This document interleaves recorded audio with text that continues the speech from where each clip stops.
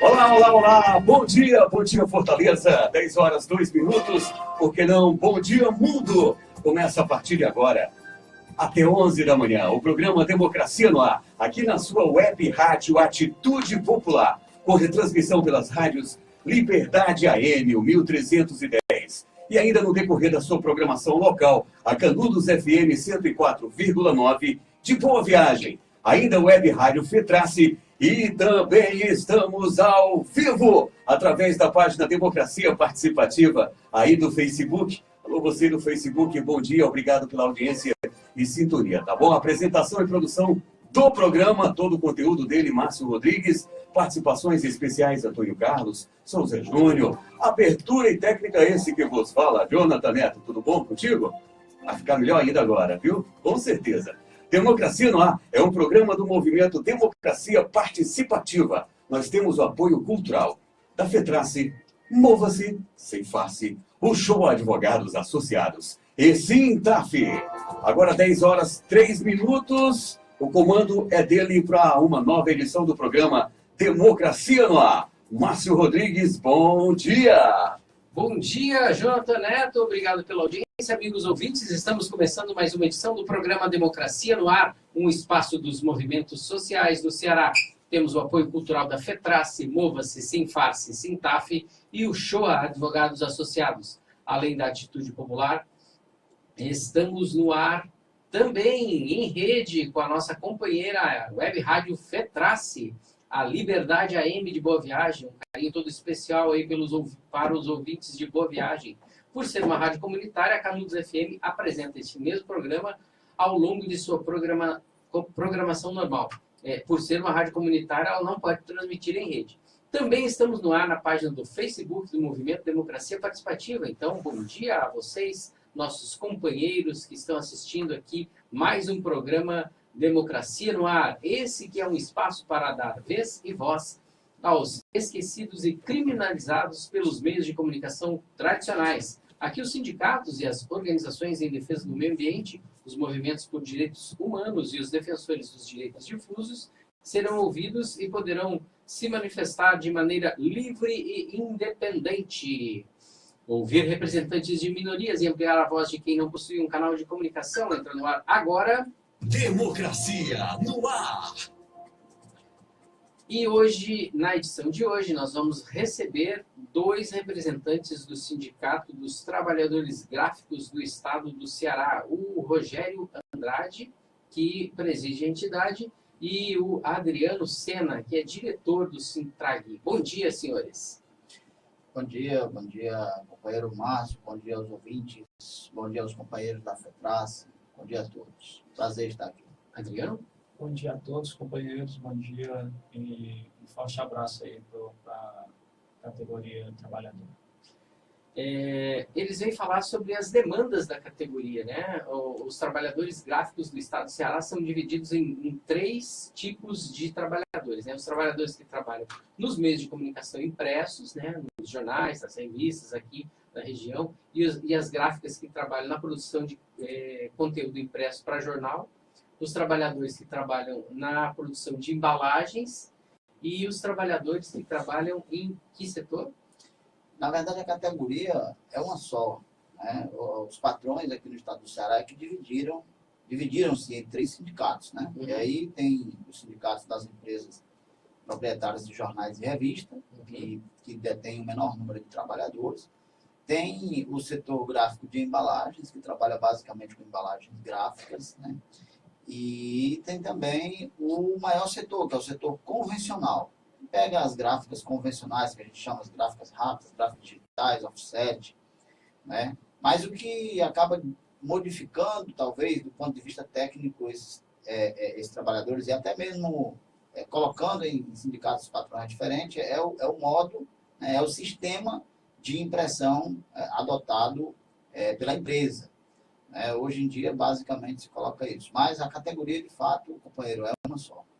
Em relação aos trabalhadores gráficos que trabalham em veículos de comunicação, eu acho que a gente tem até um determinado problema, né, a ser resolvido, porque os jornais, e principalmente os jornais, mas também as revistas, há uma tendência muito grande de eles irem desaparecendo, né? É um problema sério que vocês estão enfrentando nesse meio, né? Exatamente. No meio onde trabalham esses trabalhadores gráficos do Estado do Ceará e do Brasil como um todo, né? Você que também é dirigente da Confederação Nacional, Rogério, você pode nos falar alguma coisa? A Confederação tem conversado a respeito disso? Vocês têm dialogado com a base a respeito dessas questões?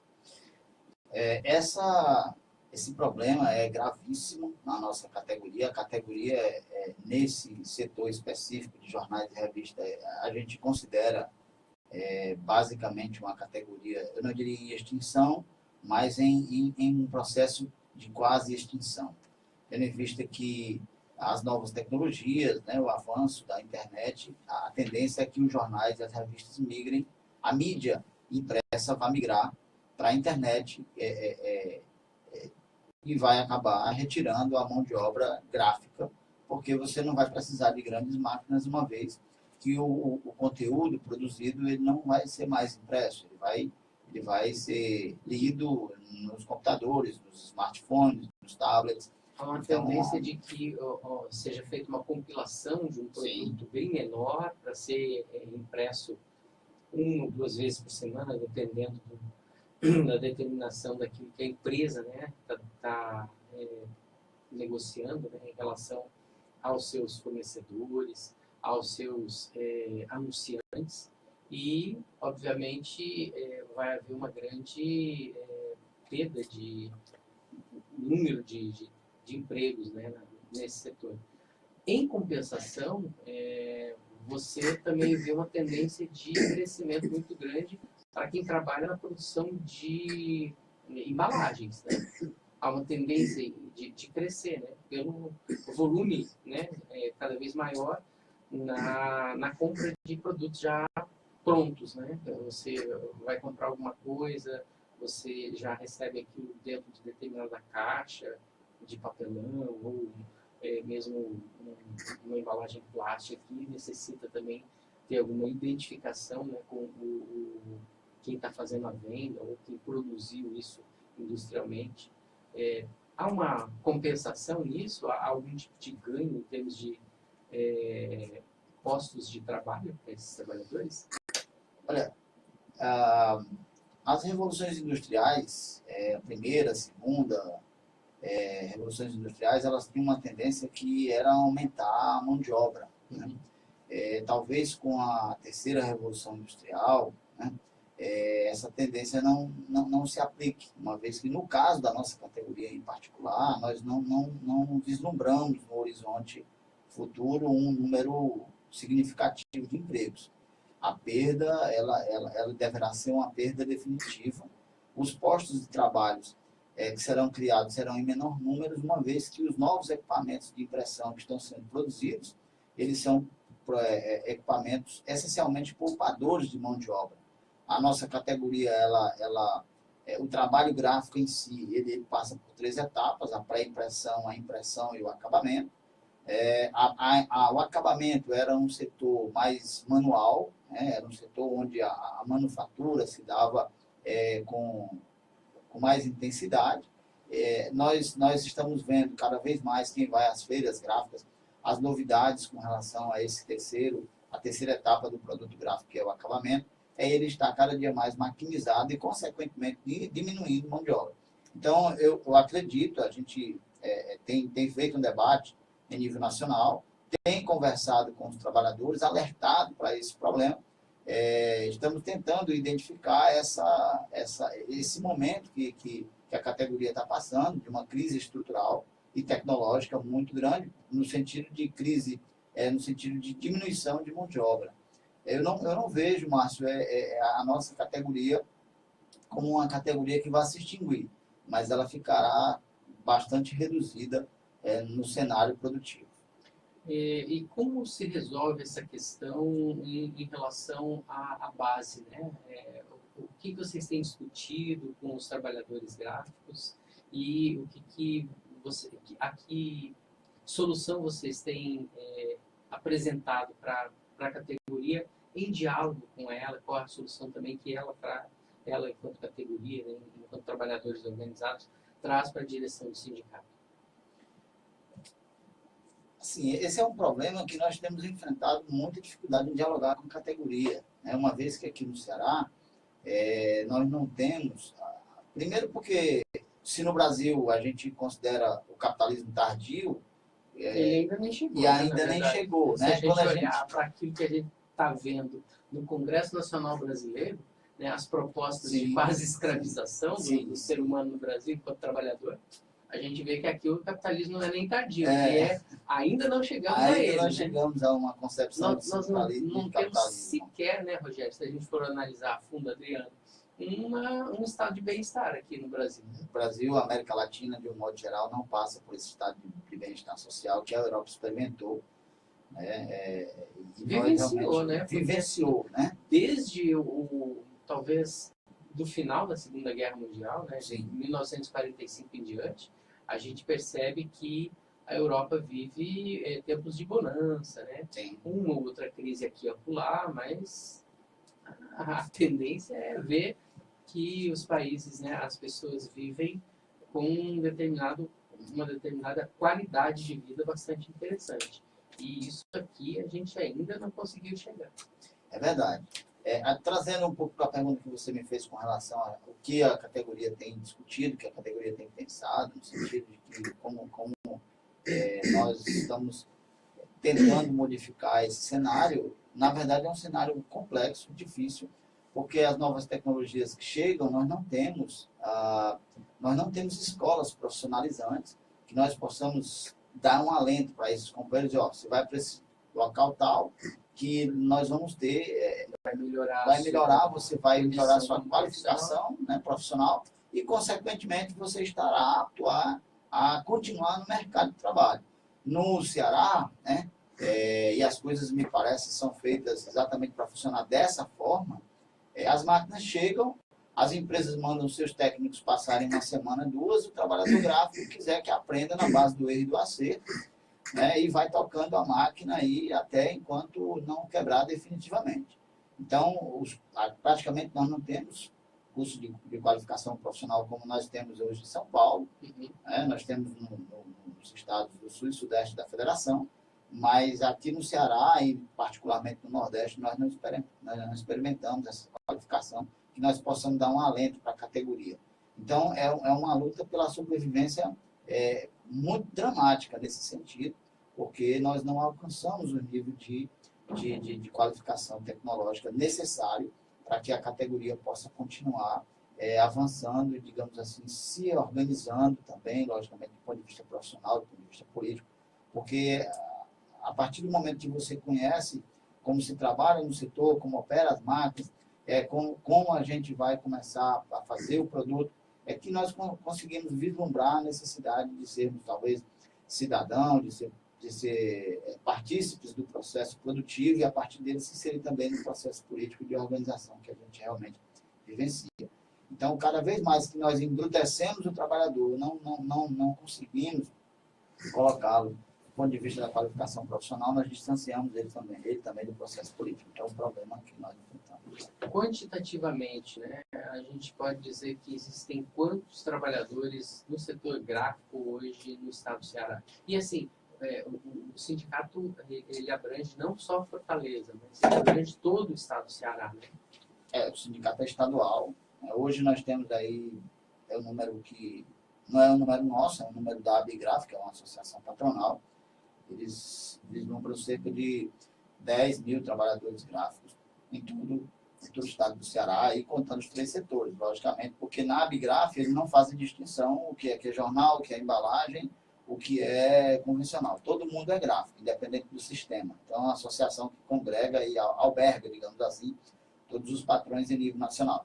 Então, eles dizem que no Ceará tem cerca de 10 mil trabalhadores, sendo a maioria no setor que a gente chama de convencional, que é o setor gráfico offset, impressão digital, enfim. Esse setor onde a maioria das empresas tem no máximo 10 empregados.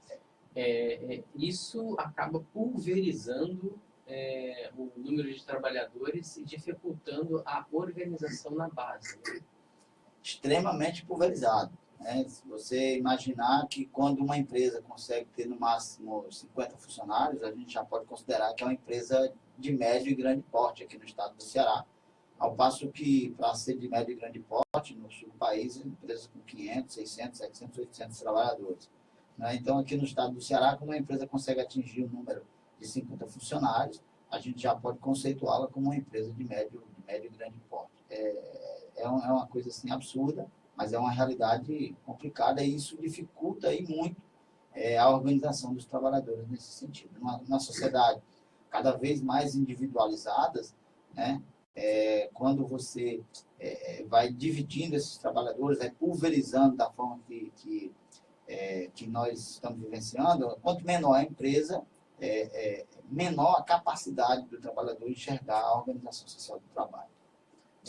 Adriano, você é um dos dirigentes, né? Um dos líderes do sindicato que ajuda nessa função de trabalhar a base, né?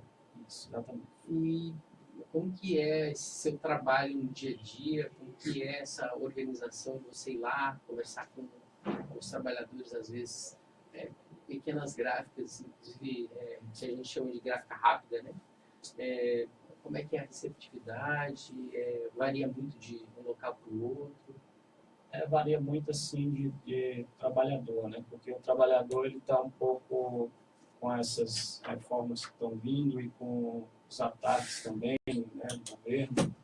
O trabalhador está meio receioso de até conversar com o dirigente sindical, com medo de perder o emprego, e a gente tem uma dificuldade muito grande nas empresas e tentar passar isso para o trabalhador, né? O trabalhador ele fica um pouco meio que de mãos atadas com o que está acontecendo. Se ele vai conversar com o dirigente sindical, o patrão ameaça de colocar para fora, né? Então tem esse impasse de patrão e dirigente, porque quem impõe as regras dentro das empresas são os patrões, né? Então o trabalhador ele fica meio que receioso de ter um contato maior com os dirigentes sindicais. Com essa dificuldade de vocês falarem com os trabalhadores em seus locais de trabalho, a estratégia que vocês usam qual seria, né? Qual seria a saída para esse tipo de problema? A saída que a gente está tendo é tentar unir nas pequenas e grandes, né, que a gente chama de grandes empresas, que tem maiores número de funcionários, a entrega de jornais, chamar para comparecer ao sindicato, para acompanhar o que é que o dirigente sindical faz realmente de fato. E nas pequenas empresas a gente tenta abrir os olhos do trabalhador que quem luta por ele é o dirigente sindical, né? Rogério e Adriano, a gente está vivendo um período bastante conturbado em termos de conjuntura nacional, né? Como que o Sindigraça do Ceará está se posicionando, primeiro em relação à greve geral, né? Daqui a 9 dias a gente vai ter uma espécie de uma visão geral, né, do que vai acontecer com o futuro do Brasil. E aí eu gostaria de saber de vocês o que o sindicato está fazendo, né? Vocês são base de uma central, que é uma central de bastante luta, CSP com lutas, né? Como que está se dando essa organização aí de base para essa manifestação no próximo dia 28. Vocês já negociaram com a base de vocês a paralisação total do trabalho? Já realizaram a Assembleia Geral, convocando, né, os trabalhadores para esse momento de paralisação, né, a greve?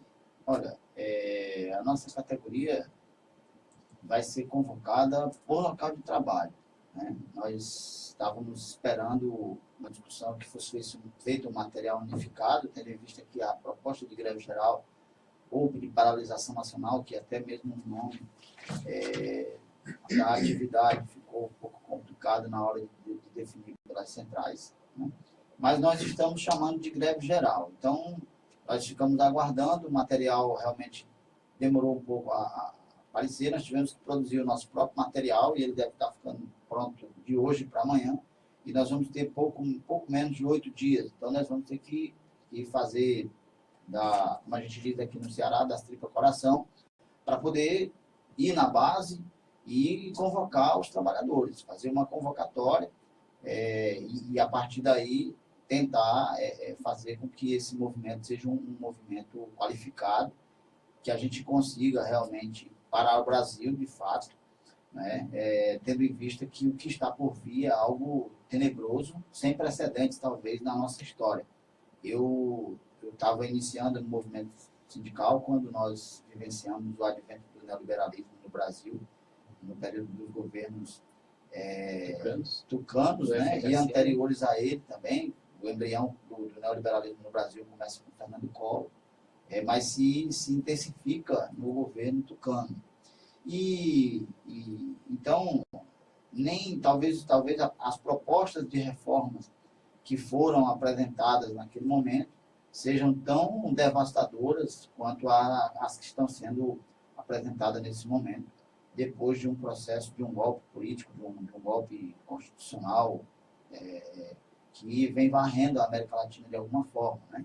Honduras passou por isso, o Paraguai passou por isso, e no Brasil nós também passamos por isso, agora recentemente. Então... E parece que é mais elaborado do Brasil, né? No Paraguai foi assim, decidindo na quinta-feira à noite, e na sexta-feira à tarde o Lugo já tinha sido defenestrado, né, do cargo de presidente. No Brasil a coisa foi bem mais elaborada, né? Trouxemos aí juristas, eu não diria de certo nome, mas pelo menos com um nome familiar bastante famoso, no caso de Reale Júnior, que é filho de um dos filósofos brasileiros, e que de repente esse processo demorou aí, digamos aí, quase um ano. Mas me parece que, para não entrar nem aprofundar nessa discussão, tendo em vista que o nosso papo aqui é muito mais a conjuntura atual e a greve geral, mas foi uma coisa que foi pensada tão logo terminou a eleição presidencial, né? De 2014. De 2014 foi algo que começou, como você bem colocou, a coisa me parece mais bem elaborada, tendo em vista que ela começa a ser identificada. Tem um verniz de institucionalidade, sim, né, na coisa. Sim, você que é estudante de direito, eu acho que tem mais propriedade de falar até do que eu, mas assim, há um verniz de que não, que isso, mas tem impeachment na Constituição? Tem, mas para que ele aconteça, né, para que ele seja de verdade um impeachment, precisa haver um crime de responsabilidade. E isso, convenhamos, não ficou comprovado. E logo em seguida, aliás, ficou provado que não existiu, né? E se existiu, já era coisa que tinha sido praticamente institucionalizada pelos governos anteriores. Todos. Tanto é assim que... De Itamar a Lula. De Itamar a Lula. Então, tanto é assim que terminou o golpe institucional, o Temer, ele legalizou as pedaladas fiscais, que era o mote do impeachment naquela oportunidade. Então, ele tornou legal, ele tornou lei, ele fez tornar lei as pedaladas fiscais. Então, o que é um absurdo que não tem tamanho, né? Você, assim, julga uma pessoa por um determinado crime, né, entre aspas, né? Diga-se de passagem, um crime entre aspas. E aí, 2 dias depois, o Congresso Nacional vota que aquilo lá não é mais crime. Não é mais crime. O pedalado fiscal agora é oficial, é algo que você pode legal. fazer. Algo legal. Você tornou algo legal que até ontem tinha sido ilegal. Então... e que foi o mote daquilo que foi. É uma prova de que os governos posteriores irão continuar se utilizando do mesmo artifício.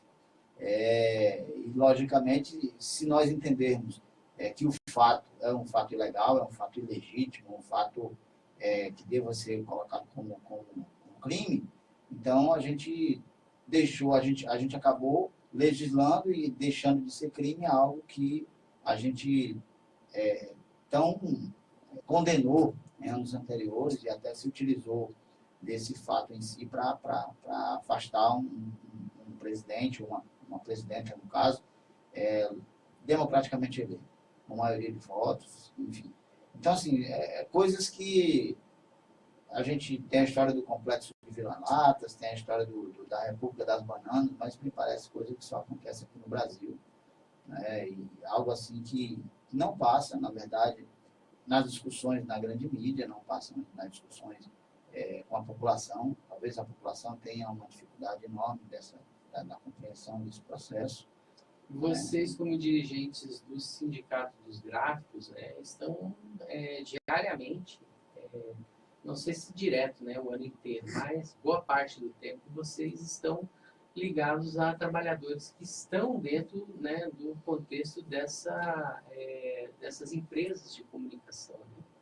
Todos os jornais de grande porte, eles têm essa característica, né, de reproduzir aquilo que a mídia tradicional, eu não chamo de grande mídia, porque de grande eles não têm nada, né? Muito pelo contrário, eles têm uma pequenez, né, no modo de operar, que é intrínseco, né, à forma como eles agem, de reproduzir a visão de mundo deles, de tentar impor, né, a visão de mundo deles. Mas, assim, como que vocês veem esses trabalhadores, né, e a interação desses trabalhadores nesse contexto de crise? É mais fácil convencê-los a não ir trabalhar, ou em função aí desse momento particularmente difícil, é impossível fazer com que eles não vão trabalhar?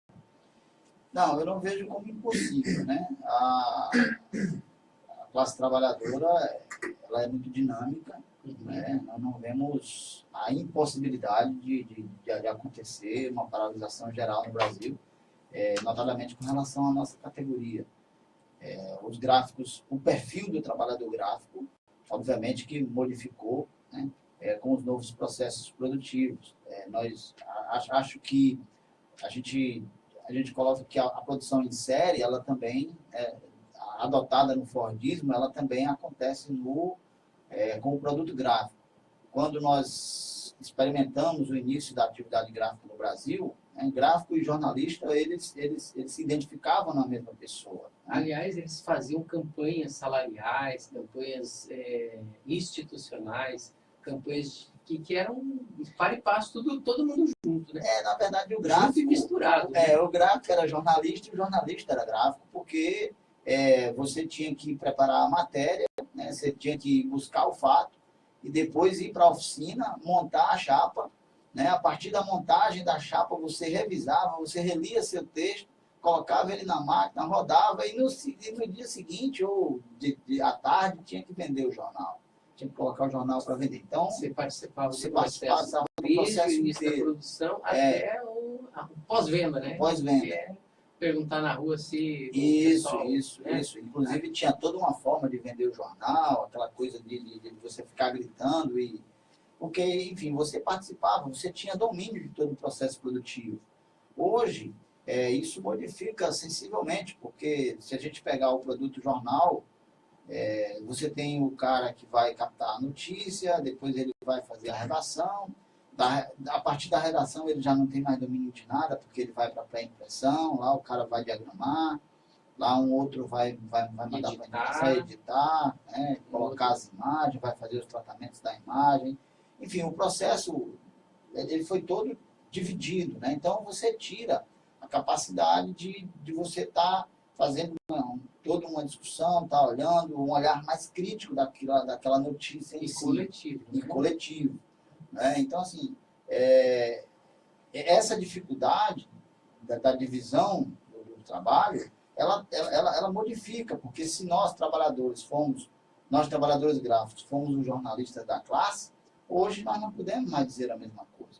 Então, o processo de politização desses trabalhadores é muito mais complexo. Antigamente, nós éramos nós costumamos dizer que nós, trabalhadores gráficos de um determinado tempo, fomos a vanguarda do movimento operário no Brasil, porque éramos nós quem editávamos os livros, imprimíamos os jornais. Então, as ideias culturais, políticas, vindas da Europa e de outros continentes, nós éramos os primeiros a ter contato com ela. Né?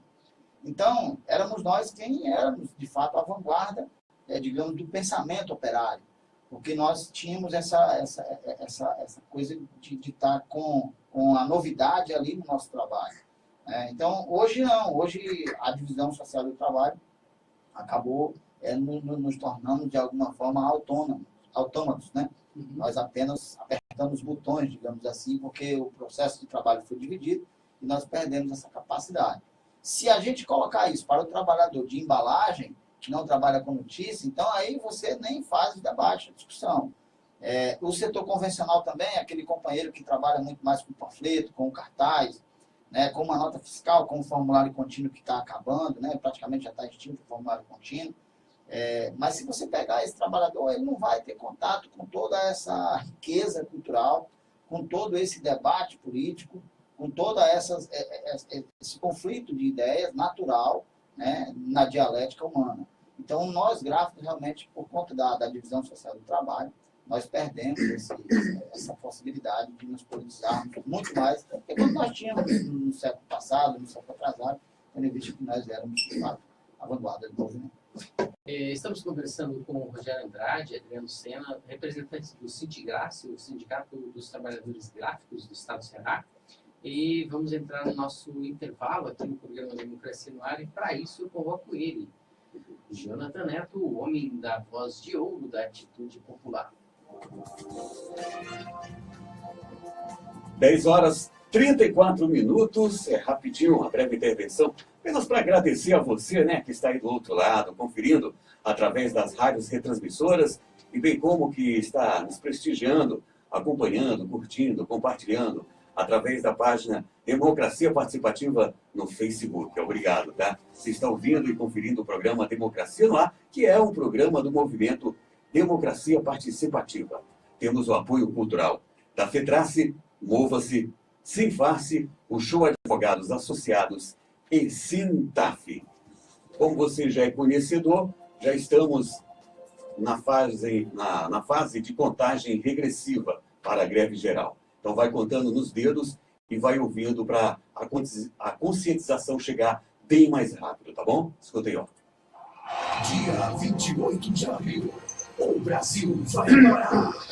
Depois de congelar os gastos sociais e aprovar a terceirização sem limites, o ilegítimo governo Temer quer acabar com sua aposentadoria e seus direitos trabalhistas. Não permita que isso aconteça. Ou paramos o Brasil em protesto contra essas medidas, ou Temer acaba com o Brasil. Participe da greve geral dia 28 de abril. Fora Temer! Direta já! Apoio o Web Rádio Atitude Popular. Música de qualidade e jornalismo de verdade. Democracia no ar. Hoje? Sai hoje? Vou passar para vocês. Bom dia, bom dia, bom dia. Estamos voltando com Democracia no Ar. Hoje estamos aqui recebendo o Rogério Andrade, que é presidente do Sindicato dos Trabalhadores Gráficos no Estado do Ceará, e o diretor Adriano Sena, diretor também do mesmo sindicato. O Rogério, a gente agora vai mudar um pouco de assunto e vai começar a conversar a respeito do que nós estamos vivenciando nacionalmente. A conjuntura nacional não nos é tão favorável enquanto trabalhadores, certo, Rogério? Talvez nós estejamos vivendo um dos piores momentos da democracia brasileira, digamos assim. Enquanto trabalhadores, realmente é algo impressionante. Nada se compara à desgraça que está acontecendo no Brasil, né? É um avanço sem precedentes do neoliberalismo. O neoliberalismo tem por pilares, fundamentalmente, o fim dos sindicatos, ou a redução dos sindicatos enquanto representantes da classe trabalhadora e sua capacidade de resistência. A proposta de reforma trabalhista é, no mínimo, um assinte, né? Porque, assim, você deixar com que a pessoa assine um contrato de trabalho individual com o seu patrão, você simplesmente está entregando a raposa. Raposa, cuida aqui desse galinheiro. Né? Porque como é que o trabalhador vai se defender diante do patrão? O patrão vai fazer as propostas mais indecentes do mundo, o trabalhador vai dizer o que para ele? Na verdade, quando o Rogério Marinho, que é o relator do projeto de reforma trabalhista... Tinha que ser Marinho, né? Desculpa aí. Foi mal. tinha que... Desculpa o meu preconceito. Quando ele apresentou o parecer, salvo engano, no dia 12 de abril passado, imediatamente um companheiro aqui, que agora não me recordo o nome, Da ele CSP? fez... Não, é um rapaz que ele é funcionário público, é assessor de desembargador, e ele fez uma análise e postou no site Jus Brasil, né, a análise dele com relação ao parecer. Claro que ele não fez uma análise mais geral, mas ele fez uma análise sucinta, mas bem objetiva, e na oportunidade ele qualificou a mudança, né, de paradigma na proposta em ela sendo aprovada, que nós deixamos de ter o direito do trabalho e o processo do trabalho e passamos a ter o direito do patrão e o processo do patrão, né? Então, a coisa é nesse marco, né, de mudança, talvez sem precedente na nossa história, porque a proposta, de fato, enterra a CLT, uma vez que você acaba, inclusive, com o conceito de hipossuficiência do trabalhador, né? Você cria... Eu acho que é importante, né, como a gente discute determinados conceitos jurídicos, que a gente passe aos nossos telespectadores, os nossos ouvintes, a tradução daquilo que é o conceito de hipossuficiência do trabalhador. O que significa isso? Para a gente poder traduzir, para que os nossos ouvintes possam entender e também compreender o que está acontecendo no Congresso Nacional. Verdade. Na relação capital e trabalho, né, que é o trabalhador e o dono do meio, patrão. O patrão, que é o dono do meio de produção. Então, e o empregado... nessa relação, estabelece-se um contrato de trabalho entre as duas partes, né? Uhum. E o trabalhador é considerado a parte mais fraca do contrato, é a parte que tem menos possibilidade de melhorar suas condições de vida, tendo em vista que ele trabalha por um determinado preço, ele vende sua força de trabalho por um determinado preço, e o patrão fica com todo o lucro da produtividade que ele faz. Então, por ser considerada a parte mais fraca do contrato, a parte que tem menos condições de melhorar a sua condição humana, digamos assim, na relação do trabalho, nós qualificamos, né, no direito a gente coloca que esse trabalhador, por ser a parte mais fraca, então, para tentar igualar, né, as condições, uma tentativa de se igualar na relação contratual, a gente coloca que o trabalhador é hipossuficiente, ele é considerado a parte mais fraca e, portanto, precisa ter maior proteção da legislação para que essa relação ela seja menos desigual. Então, dito isto, eu acho que a proposta que está no Congresso Nacional hoje vigora no Brasil o conceito de hipossuficiência, o trabalhador é considerado a parte mais fraca do contrato, e de fato na relação capital e trabalho. É simples, então, né? Eu tenho aqui algum dinheiro, eu posso pagar determinadas pessoas. Aí eu vou escolher no mercado de trabalho, e eu, né, como empregador, quem vai aceitar as piores condições para sobrar mais dinheiro para mim. É assim, porque é a lógica daquilo que é o capitalismo, né? Nós vivemos num ambiente capitalista mundo afora. E não tem nenhum país no mundo, com exceção da Coreia do Norte e de Cuba, que eu me lembro aqui, que vive algo diferente disso, que é sobrar mais dinheiro para quem tem o meio de produção, né? Verdade. Então, a proposta do relator, ela acaba, de alguma forma, com esse conceito. Coloca que o trabalhador é a parte suficiente, é a parte trabalhador e patrão, né?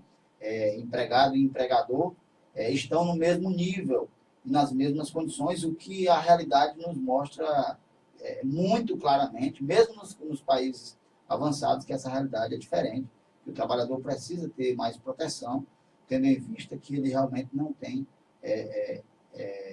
condições de acompanhar, nesse caso, os avanços, logicamente, e nem as melhorias na questão da produtividade.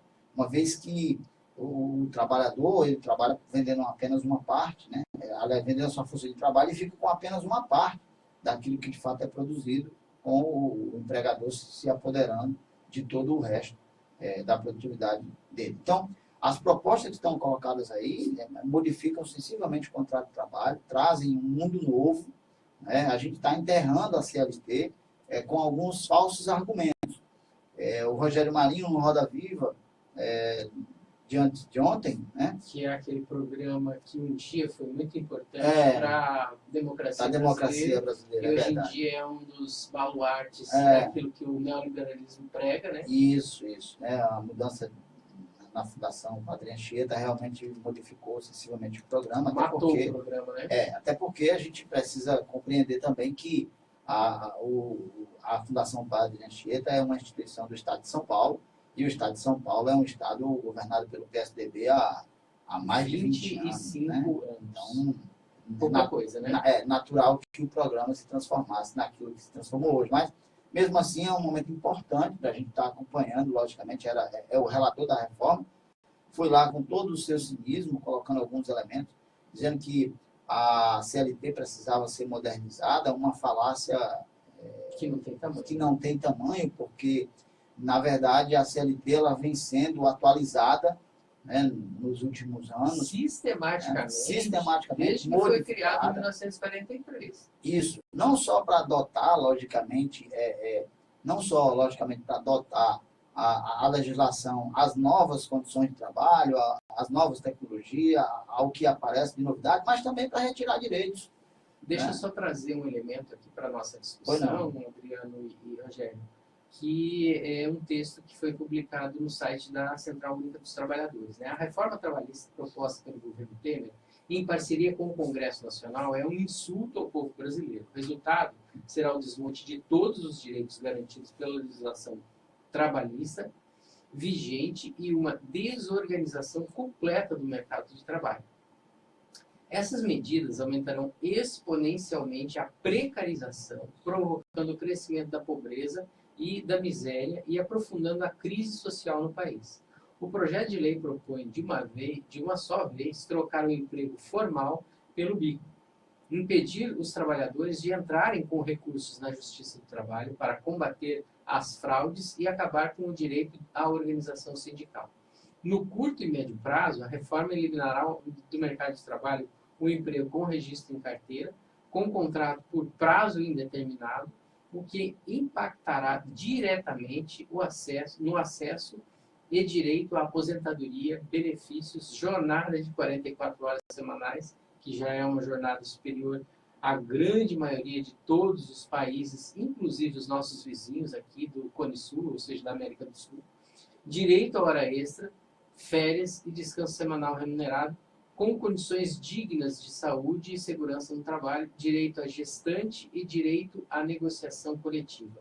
Esses empregos serão substituídos por trabalho precário, terceirizado, temporário e a tempo parcial.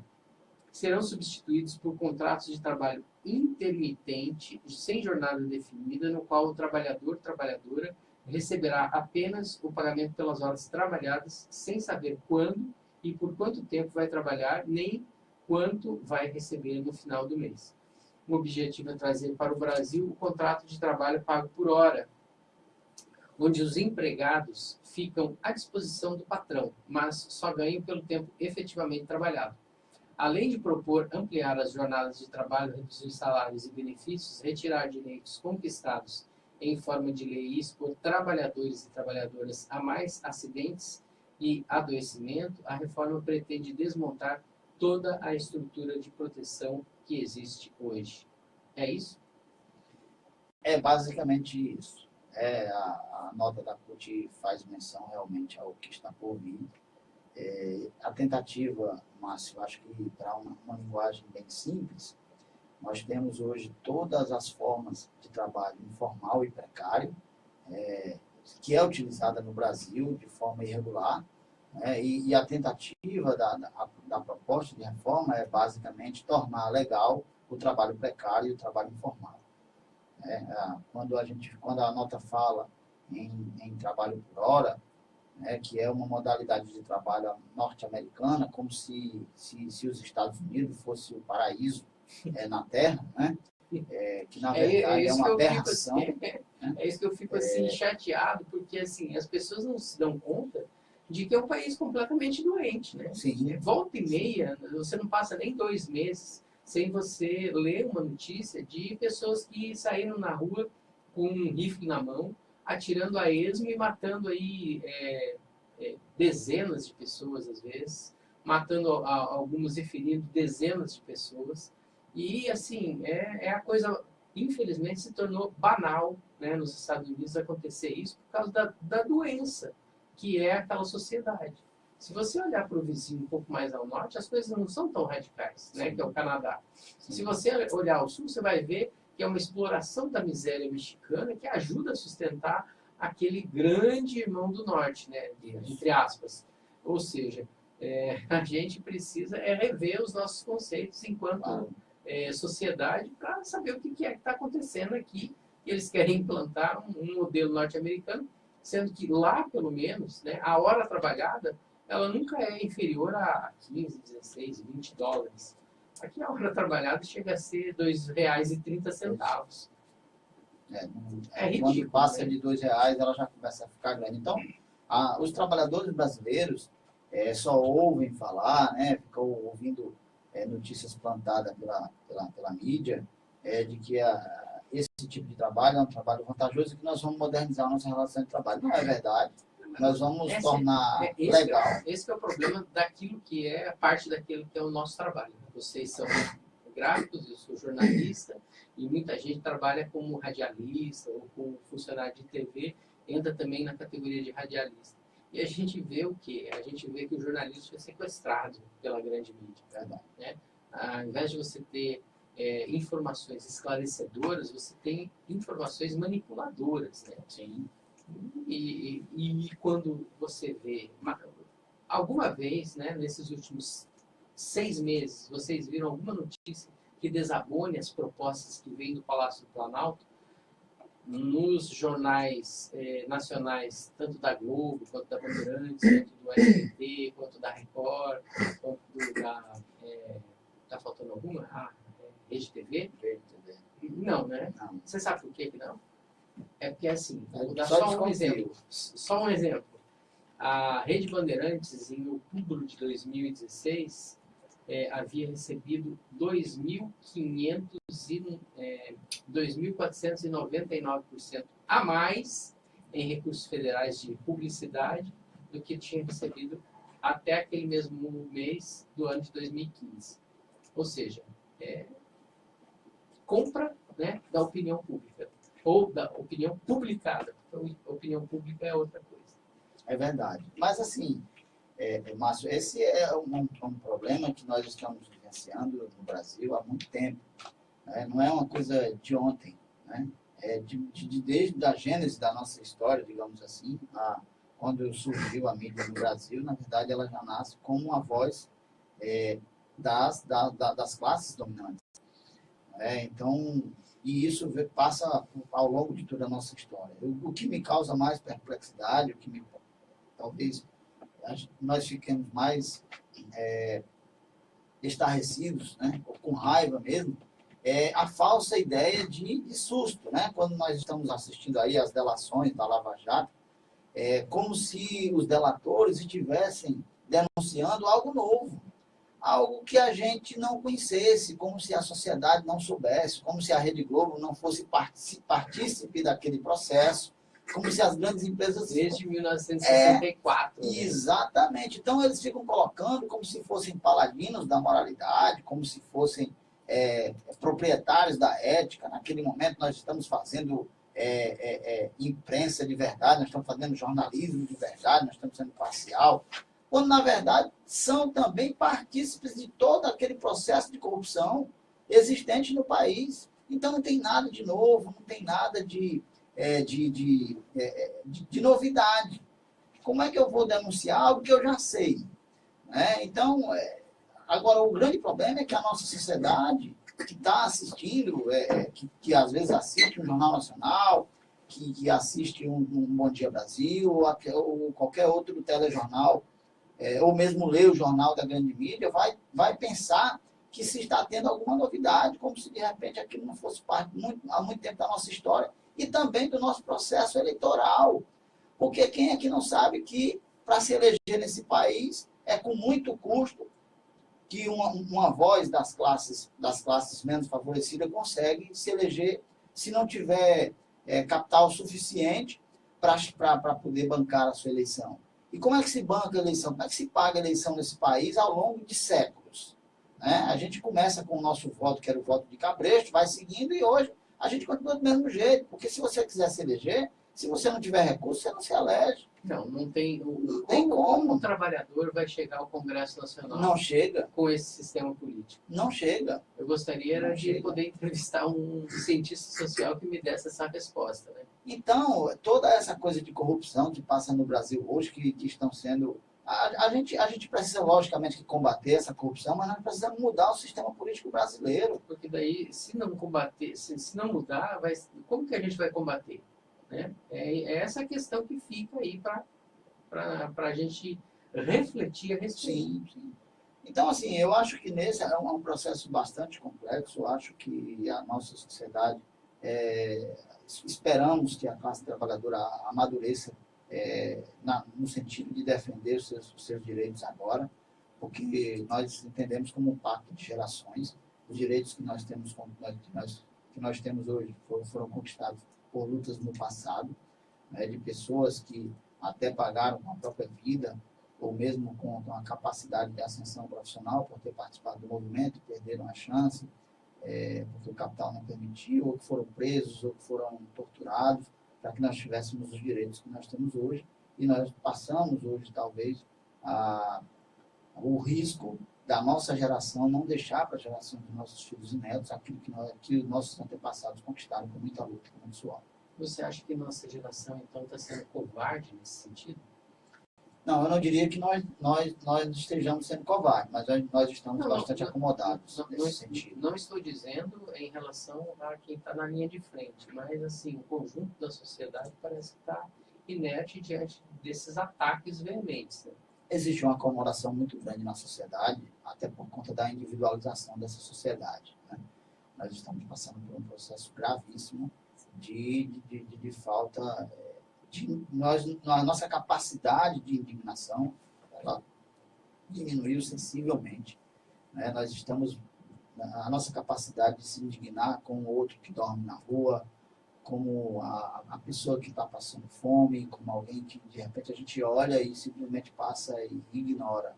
Então essa coisa da nossa capacidade de se indignar com a dor alheia nos faz extremamente individualista e de vislumbrar que é exatamente isso que a burguesia, que a grande burguesia quer, que a classe trabalhadora cada vez mais se individualiza, cada vez ela acha que ela sozinha consegue resolver os problemas dela, quando na verdade ela não tem a menor chance se não for organizada coletivamente, se não estiver coletivamente organizada. Então esse processo de individualização que nós estamos vendo hoje, ele acaba fazendo uma acomodação no sentido de não conhecer a história de luta para conquistar esses direitos. Então, que é um bom exemplo dessa solidariedade necessária. Eu estou aqui no site da CSP com Lutas, e que é a central a qual o Citigras está afiliado.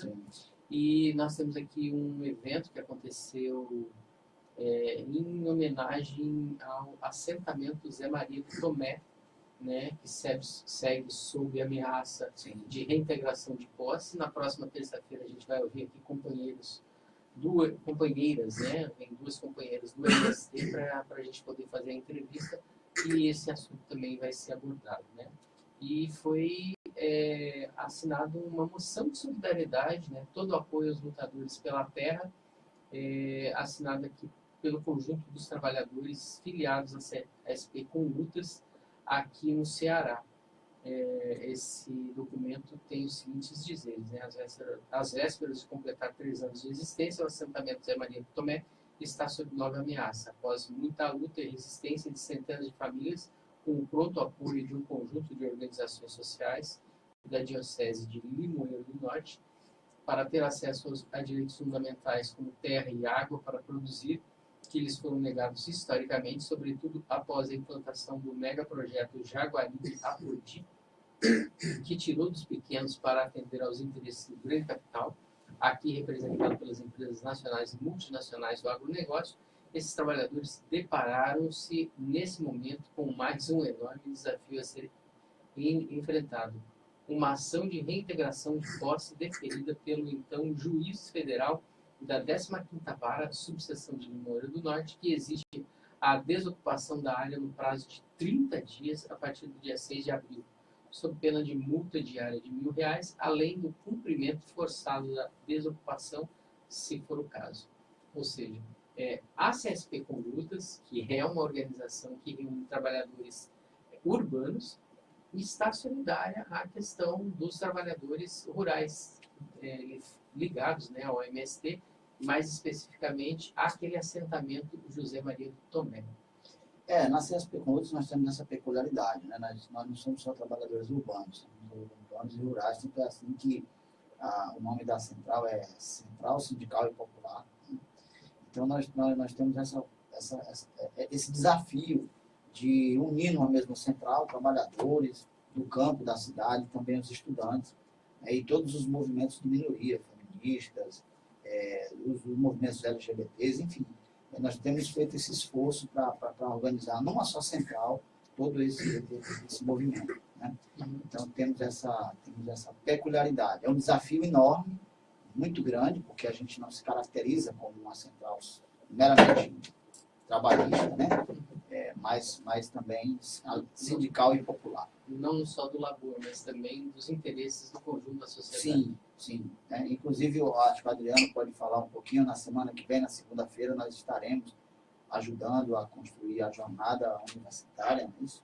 A jornada universitária pela reforma agrária. E no nosso sindicato vai acontecer um evento no Cinema da Terra e vai vir vários convidados do MST. Podemos convidar os nossos telespectadores, rádio ouvintes. Está todo mundo convidado para aparecer. Qual é o endereço do serviço?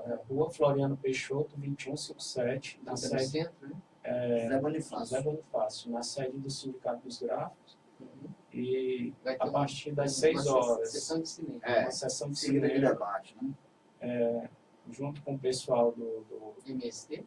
Também do MST e também da UFC, professores da UFC estão ligados também, professores de história da UFC.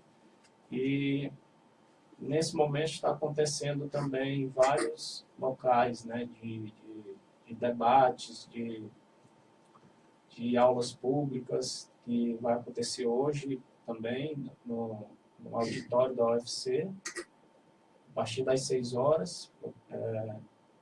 A jornada universitária está acontecendo em todo mês de abril. E vai até o dia 4 de maio, se não me engano.